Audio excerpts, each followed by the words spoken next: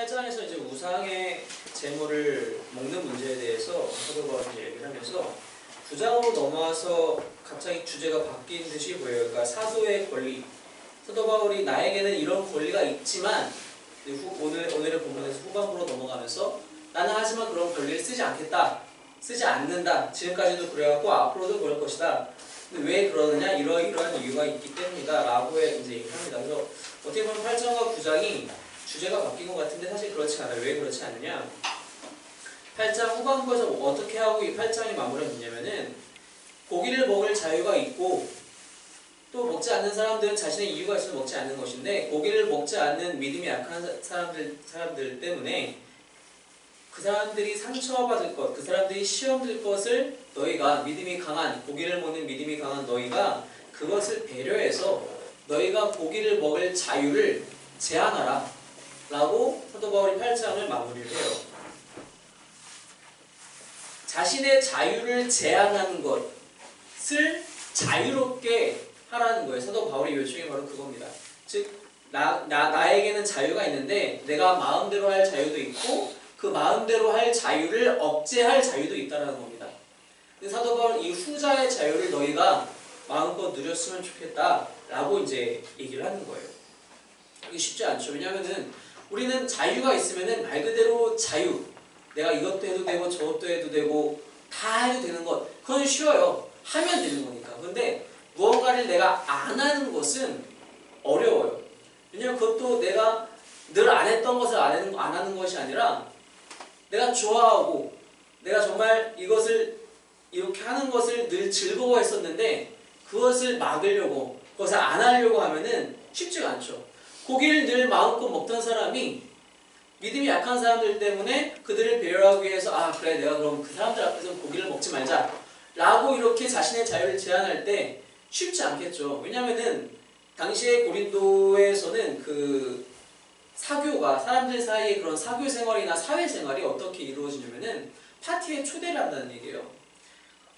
파티에 초대를 해서 이제 같이 음식을 나누는데 대부분의 그런 음식이 이제 그런 대부분의 파티는 제사를 그러니까 우상 신전에서 제사를 드리고 그리고 나서 이제 생기는 음식들 고기들을 가지고 파티를 많이 하거든요. 다양한 계층의 사람들이. 그러면 이제 거기에 초대가 되거나 초대를 자신이 직접 하거나 그래서 음식을 나누면서 사교생활, 사회생활을 하게 되는데 고기를 안 먹으면 그런 데를 가기가 힘들고 자기가 사람들을 불러 모으기도 힘들고 가더라도 눈앞에 고기가 있는데 못 먹는 거잖아요. 쉽지가 않죠. 근데 그것을 너희가 마음껏 했으면 좋겠다 라고 얘기하면서 나는 나에게 주어진 자유와 권리를 어떻게 제한하느냐 너희가 한번 봐라 라고 지금 사도 바울이 9장에서 얘기를 하는 겁니다. 사도 바울에게도 권리가 있었다는 얘기, 어떤 권리가 있었느냐? 사도 바울은 그 이야기를 하면서 9장의 초반에 뭘 얘기하냐면은 자신이 사도인 것에 대해서 다시 한번 얘기를 해요. 우리가 알다시피 사도 바울의 대부분의 편지에서 사도 바울이 자신이 왜 사도인지 자신의 사도의 권위에 대해서 이야기를 하죠. 권리가 아닌 권위에 대해서 사도의 권위에 대해서 얘기를 합니다. 많은 사람들이 사도 바울을 사도로 인정하지 않았기 때문에 특히나 사도 바울이 직접 세운 교회임에도 불구하고 왜 그런 거 아니? 사도 바울이 있었을 때는 그 교회에서 사역했을 때는 괜찮은데 떠나오고 나니까 말 그대로 다양한 사람들이 교회에 모여드는 거예요. 모여들면서 사도 바울을 겪어보지 못했던 사람들은 오해하기 마련이라고 합니다. 왜냐하면 우리가 대부분의 사람들이 어떤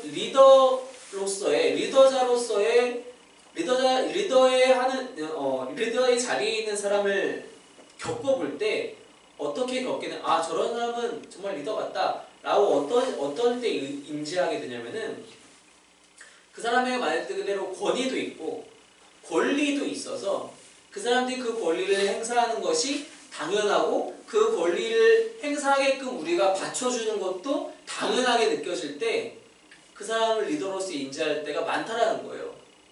당시의 교회에 고린도 교회에 그런 일들이 있었다는 겁니다. 몇몇 리더자들은 내가 이 정도 위치에 있기 때문에 이만큼의 보상 혹은 대접은 받아야 한다는 것들이 있었고 그것을 다른 사람들도 어느 정도 인정했었다는 거예요.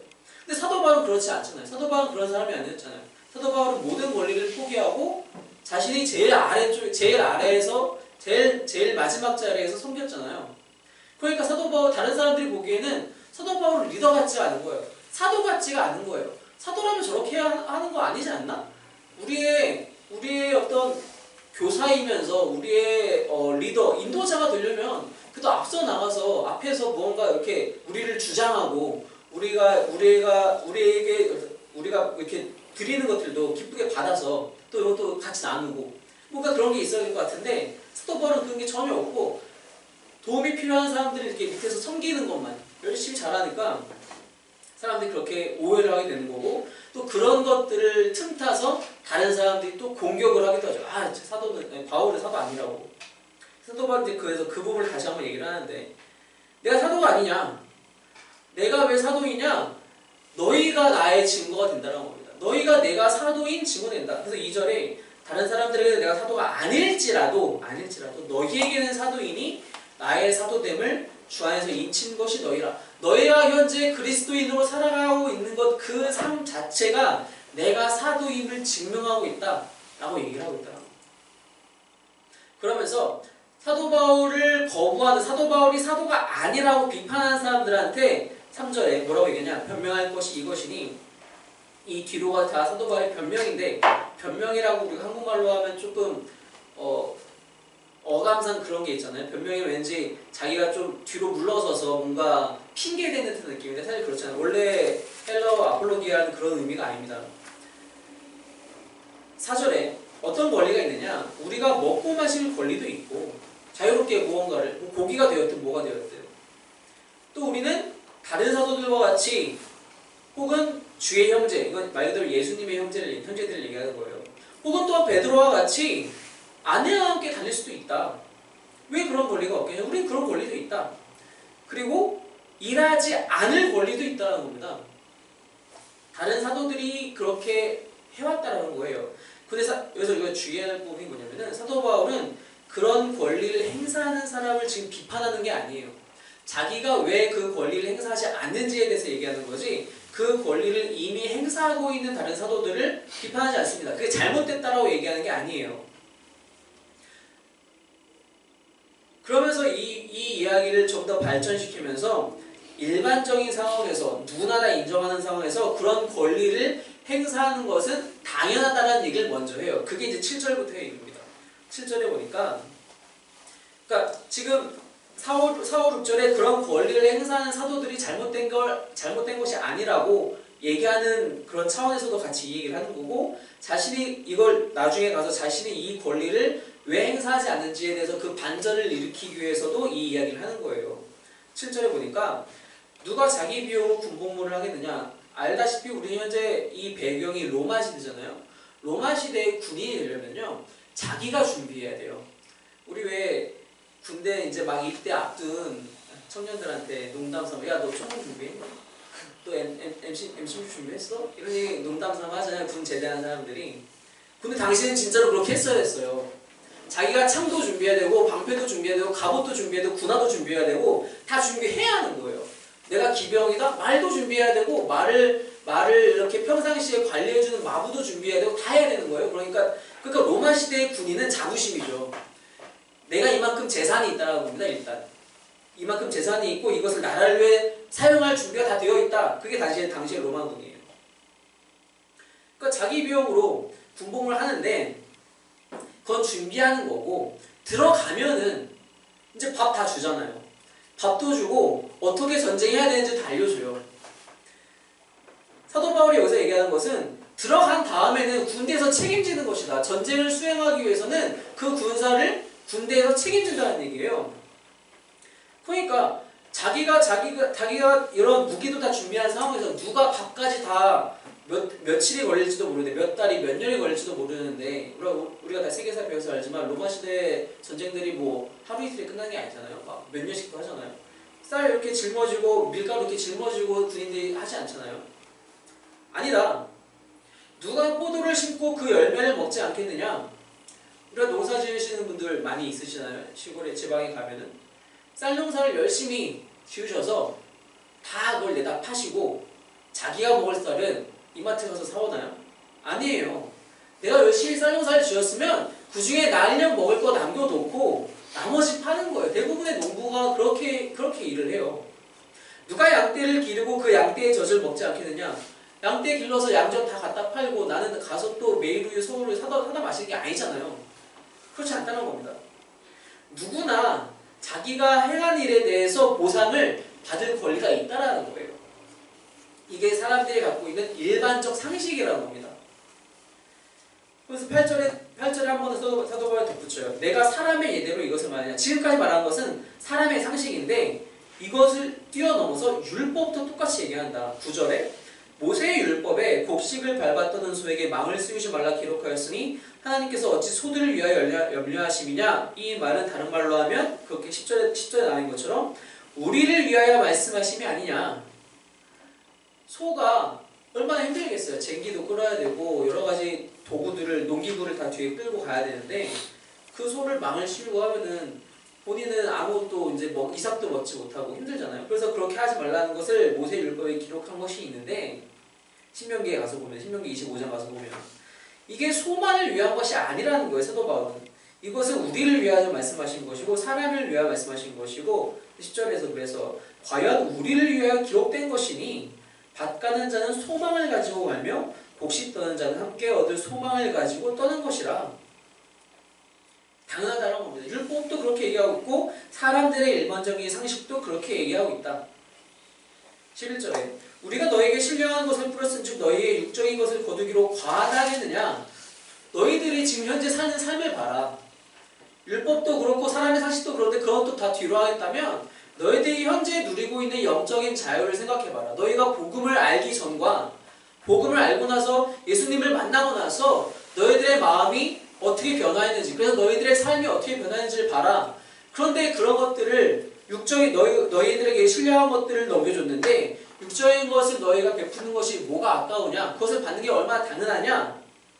다른 사람들도 그 얘기 가졌다고 얘기해요. 12절에 그래서 다른 이들도 너희에게 이런 권리를 가졌거든 하물며 우리일까 보냐. 심지어 너희들을 직접 전도하고 이 교회를 세운 게 나와 바나바인데 심지어 하물며 우리일까 보냐. 그러나 우리가 이 권리를 쓰지 아니하고 범사에 참는 것은 그리스도의 복음에 아무 장애가 없게 하려 함이로다.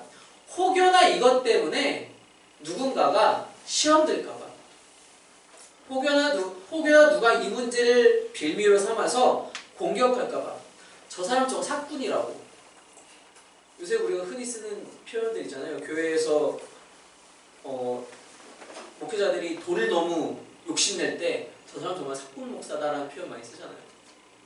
목자로서의 그런 자질이 없고 그렇다는 겁니다. 8장에서도 그렇게 얘기했어요. 고기를 먹으면 믿음이 약한 사람들이 혹은 믿음이 없는 사람들이 너희 때문에 시험이 들어서 복음으로 나아가는 그 그리스도께로 나아가는 그 길에 장애물이 혹여나 생기면 어쩌냐. 그러니까 너희가 고기 먹는 자유를 좀 제한하면 어떻겠니? 라고 얘기하면서 나는 어떻게 하고 있냐고. 나는 내가 이런 권리가 있음에도 불구하고 다른 사람들이 이것 때문에 복음으로 나아가지 못할까봐, 혹은 우리 그리스도인들을, 우리 교회를 공격할까봐 그리스도의 복음에 아무 장애가 없게 하려고 나는 이 권리를 쓰지 않고 범사에 참고 있다. 좀 더 반복을 합니다. 13절에 성전의 일을 하는 이들은 성전에서 나는 것을 먹으며, 오늘도 우리가 오전 예배 때 잠깐 얘기 나눴지만 성전에서 제사장들이 이제 제물을 불사르기 전에 이미 제사장들의 몫이 취해져요. 성전에서 나는 것을 먹으며 제단에서 섬기는 이들은 제단과 함께 나누는 것을 너희가 알지 못하느냐. 너희도 이미 알고 있지 않느냐. 그게 유대인 출신 그리스도인이든 이방인 출신 그리스도인이든 신전에서 이루어지는 일은 거의 비슷하거든요. 당시에. 알지 못하느냐. 이와 같이 주께서도 복음 전하는 자들이 복음으로 말미암아 살리라 명하셨느니라. 그래서 이제 그 예수님께서 제자들을 보내실 때도 70명을 둘씩 짝져서 보내실 때도 전대에 뭐 준비하고 가지 말라고 했어요. 뭐 돈 채워서 가지 말아라. 옷 한 벌 있으면 되고 지팡이 필요한 지팡이 가져가고 신발 한 켤레 신고 가서 복음을 전하고 거기서 너희들에게 베푸는 대로, 재워주면 재워주는 대로 그렇게 받고 오라고 했지. 너희들이 다 이렇게 짐 싸들고 쌀 한 가마니 싸들고 뭐 혹시 모르니까 양 한 마리 끌고 가서 먹거나 도시라고 생각하지 말라고 그렇게 말씀하시잖아요. 이런 권리들이 다 다 자연스럽고 당연하고 율법에도 써있고 관례대로 다 되어 있는데 근데 왜 이것을 안 쓰고 있느냐? 아까 12절에도 얘기했지만 15절 이후에 이것을 다시 한번 더 얘기를 합니다. 그러나 내가 이것을 하나도 쓰지 아니하였고 또 이 말을 쓰는 것은 내게 이같이 하여달라는 것이 아니라 내가 차라리 죽을지언정 누구든지 내 자랑하는 것을 헛된 대로 돌리지 못하게 하리라. 내 자랑하는 것은 사도 바울이 지금 내가 자랑하는 것이 무엇이냐고 얘기하는 거냐면 자신이 복음 전하는 일과 그 복음 전할 때 남들에게 이렇게 뭔가를 바라면서 하지 않는 것을 지금 자랑한다는 거예요. 그것이 왜 자신이 그렇게 하느냐? 16절에 내가 복음을 전할지라도 자랑할 것이 없음은 내가 부득불, 내가 당연히 해야 할 일이기 때문에 하고 있다. 만약 내가 그렇게 하지 않는다면 나는 화를 당할 것이다. 사실 이 표현은 어떻게 보면은 사도 바울이 자신이 하고 있는 일에 대해서 표현하는 방법 중에 가장 저급한 방법인 것 같아요. 왜냐면 이제 이것은 사도 바울 자신의 일을 그렇게 생각한다는 것이 아니라 이 문제를 부각시키기 위해서 이런 표현을 쓰는 건데 무슨 뜻이냐면은 사도 바울 정말 지옥 가기 싫어서 복음 전하고 있느냐? 아니에요. 그건 아니에요. 사도 바울은 자신이 복음 전하는 게 너무 기쁜 거예요, 사실은. 너무 기쁘고 너무 즐겁고 이걸 안 할 수가 없는데 사람들에게 이걸 설명해봐야 잘 이해를 못해요. 왜 그게 기쁘지? 왜 그렇게 즐겁지? 맨날 매 맞고 돌아다니는데? 죽기 전까지 매 맞고 쫓겨다니는데 왜 그게 즐거울까? 라고 그렇게 얘기하면 이해를 못하니까 내가 이거 안 하면 화가 있어, 나한테. 그래, 난 당연히 하는 거니까 너희들은 나한테 내가 이걸 했다고 해서 나한테 뭘 잘해줄 필요가 없어. 괜찮아. 난 그런 권리 안 쓸 거야. 라고 얘기하고 싶어서 지금 이런 표현을 쓰는 겁니다. 사실 사도 바울은 너무 좋은 거예요. 그러니까 이렇게 하고 있죠, 진짜로. 내가 내 자의로 17절에 내 자의로 이것을 행하면 상을 얻으려니와 자의로 아니한다 할지라도 나는 같은 이야기입니다. 나는 사명을 받았다. 하나님이 예수님께서 나에게 사명을 주셨고 이방인들에 나아가서 복음을 증거하라는 사명을 주셨기 때문에 나는 이것을 하는 것이 당연하고 또한 내 안에서는 이것 때문에 기쁨이 차고 넘친다. 그러니까 사도 바울이 감옥에서도 그런 고백을 하잖아요. 나는 이미 만족하다고. 나는 이미 만족하다라고 이미 얘기를 하고 있잖아요. 그런즉 대상이 무엇이냐? 내가 복음을 전할 때에 값없이 전하고 복음으로 말미암아 내게 있는 권리를 다 쓰지 아니하는 이것이 나의 상이다. 사실 보면은 이런 것을 받는 것이 선물로 사실 다른 사도 바울이 다른 사도들을 즉 이런 권리를 행사하는 다른 사도들을 비판하지 않는 이유는 당시의 사도들은 그것을 당연한 듯이 받지는 않았어요. 무슨 뜻이냐면은 복음을 한 사도와 어느 지역에 가서 복음을 전하고 교회가 세워져서 그 교회에서 그 사도에게 살해하는 것이 선물로서의 사례였고 그 받는 사도의 입장도 선물로서 감사함으로 받았지 야 월급 내놔 이렇게 한 게 아니라는 거예요. 그런데 당시에도 거짓 교사들이나 혹은 요즘에 와서도 이걸 당연하게 여기는 사람들이 정말 많아요. 예전에 이제 사역하던 교회에서 부흥회를 했는데 부흥 강사 목사님이 타 지역에서 오셨어요. 타 지역에서 오셨으니까 당장 숙소가 없잖아요. 5성급 호텔을 끊어드리는 거예요. 교회 사이즈가 크지 않아요. 그걸 감당할 만한 교회라고 저는 생각하지 않아요. 5성급을 끊어드려요. 받는 사람도 되게 당연하게 그런 얼굴 표정과 그런 것들이 사실 제가 조금 쇼크를 먹은 게 뭐였냐면은 그 새벽 예배를 마치고 부흥회니까 새벽 예배가 또 있잖아요. 새벽 예배를 마치고 모셔다 드리는데 호텔까지 모셔다 드려서 이제 식사를 같이 어떻게 하게 됐어요. 다른 목사님들과 함께. 그러면서 그 목사님께서 그 호텔에서 커피를 이렇게 마시고 난 호텔 커피가 참 좋아. 이게 그냥 자신의 어떤 기호도 표현일 수도 있겠지만 저는 그 얘기를 호텔 커피를 참 좋아하신다는 건 참 많이 드셔봤다는 거라고 저는 인식이 되거든요. 이걸 왜 당연하게 생각할 수 있을까? 자신이 일한 만큼 받겠다는 생각이 있다면 이건 당연하다고 생각을 해요. 하지만 일한 만큼 받겠다는 것이 아니라 이 일을 하는 것은 다른 사람이 시킨 것이 아니라 하나님이 나에게 시키신 거기 때문에 난 당연하다고 생각하는 사람은 감사함으로 받을 수 있다는 거죠.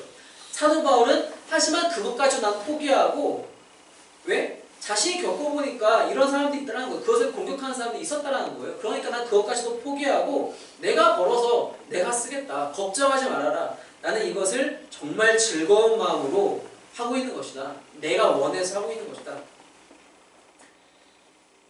우리가 무언가 반대급부를 바라는 것은 어떻게 보면 사실 당연한 겁니다. 일을 하면 월급을 받아야 되고 내가 열심히 장사를 했으면 손님이 많이 찾아와야 되고 당연한 거예요. 내가 열심히 공부를 했으면 그만큼의 성적인 향상이 있어야 되는 것도 당연한 겁니다. 반대급부를 참 당연하게 생각을 해요. 근데 그것을 우리가 영적인 부분으로 갖고 와서 생각해보면 사실 당연하지 않더라는 겁니다. 하나님이 물을 주시고 자라게 하셔요. 농부는 열심히 자기가 노력해서 농사를 지어서 벼가 이렇게 쑥쑥 자라가지고 30배, 60배, 100배의 열매를 맺었다고 생각할 수 있으나 자기가 내가 올해는 정말 비료를 잘 줬네. 작년 비료가 그게 꽝이었구나. 올해는 잘 된다라고 생각할 수 있으나 자라게 한 건 하나님이라는 거예요. 우리가 하나님께 감사할 줄을 잘 모른다는 겁니다. 이러한 일들이 일어난 것들이 나의 노력과 나의 지식으로 했다면 내가 무언가를 받는 게 당연하죠. 사도 바울은 그렇게 생각하지 않았다는 거예요. 이것은 하나님이 주시는 것이고 하나님이 나에게 명하신 것이고 설령 나에게 무언가 돌아온다 해도 그것은 하나님께서 나에게 주시는 선물이라고 생각을 한다는 겁니다. 우리가 누군가를 전도할 때 그 사람에게 복음을 증거하고 전도를 해서 교회에 잘 정착을 해서 야, 넌 나 때문에 구원받는 줄 알아. 넌 정말 지옥 갈 거 가서 정말 맨날 뜨겁게 불 속에서 살 거 나 때문에 정말 산 거야. 아니라는 거예요. 내가 100마디로 복음을 증거해도 하나님이 그 사람 마음에 문을 열지 않으시면 다 소용없는 거예요. 하나님이 데리고 오신 거예요. 하나님이 그 사람 문을 여시고 하나님이 그분 안에 그 사람 안에 들어가셔서 복음이 뿌리 내도록 하신 거라는 겁니다. 하나님이 하신 거예요. 그럼 그 사람이 들어왔으면 하나님 감사합니다. 이게 하나님의 영광이네요 라고 깨달아야지 넌 나 때문에 구원받은 거야. 아니라는 겁니다. 우리가 그렇게 쉽게 생각할 때 있다는 거예요. 그래서 그 사람이 나한테 무언가 옷 한 벌이라도 해줘야 되고 내가 전도를 했으니까 아니라는 거예요. 그러한 자유가 있다라고 내가 생각이 되더라도 인간적인 상식에서 혹은 관례 안에서 그러한 나의 권리가 있다고 생각해도 그 권리를 제한하는 것. 그래서 복음에 장애가 없도록 하는 것. 그래서 그 사람의 마음속에 복음이 더욱더 깊이 뿌리 내리고 신앙이 성장하고 교회가 성장하고 교회 안에 그 누구도 이러한 문제를 통해서 빌미삼아 공격하지 않도록 하는 것. 그것이 우리가 누릴 수 있는 진짜 자유라는 것입니다. 내가 내 마음대로 행하는 것은 어디서든 할 수 있어요. 하지만 믿음 안에서 나의 자유를 제한할 수 있는 자유는 이 깨달음이 없이는 내가 하나님 앞에 겸손해지고 하나님께 나에게 주어지는 모든 것들이 하나님이 주신 선물이라는 깨달음이 그 완벽한 이해와 인정이 없으면 우리는 우리의 자유를 제한할 자유를 마음껏 누릴 수 없게 된다는 것입니다. 늘 하나님 앞에 겸손함으로 모든 것을 선물로 여기시기 바랍니다. 그래서 나에게 주어진 자유가 있다 할지라도 나에게 권리가 있다 할지라도 이 권리를 그리스도를 위해서 하나님의 영광을 위해서 그리고 복음에 아무런 장애물이 없게 하기 위해서 스스로 제한할 줄 아는 그런 참된 기쁨과 자유도 마음껏 누리시는 저와 여러분이 되시길 주님의 이름으로 축원합니다. 기도하겠습니다.